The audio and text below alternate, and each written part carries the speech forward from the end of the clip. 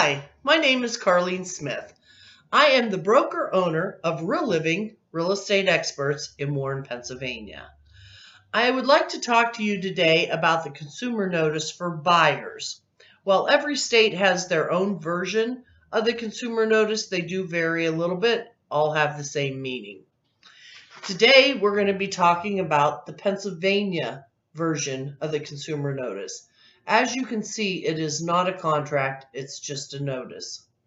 The reason for this is so that you as a buyer can tell what type of relationship you have with the real estate agent. For example, seller's agent.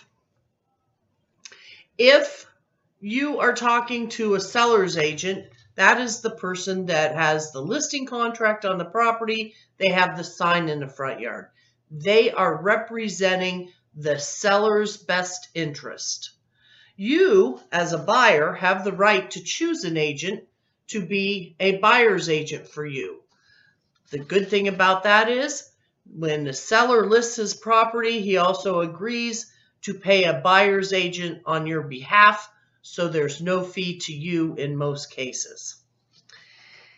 If your buyer's agent happens to have a listing you would like to see, then they become a dual agent, representing both the buyer and the seller. If you're not comfortable with that, and there may be a conflict of interest, then we can designate an agent to represent one party or the other. It doesn't matter which position we hold. We owe the client that we're working with the fiduciary responsibility of working honestly, fairly, be trustworthy, and to hold anything that our client tells us in confidentiality. The most important part, I think, of this is all of the fiduciary responsibilities that we owe the public at large. For example, we have to negotiate in good faith. We can't discriminate. We have to disclose no material defects. I think that one of the most important parts of this whole thing is the real estate recovery fund.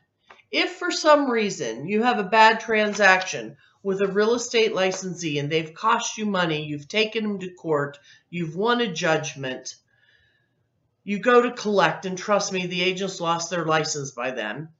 The agent cries poverty or have skipped town. You can then call the Pennsylvania Real Estate Commission and ask to access the recovery fund to regroup some of your losses. Now, if you're having a conversation with a real estate agent and you start talking about financing and getting into details, a substantial conversation is what they call it, then that agent by law is required to stop and give you this consumer notice.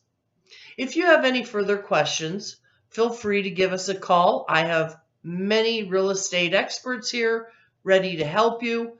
Our number at the office is 814-723-3910. Have a good day.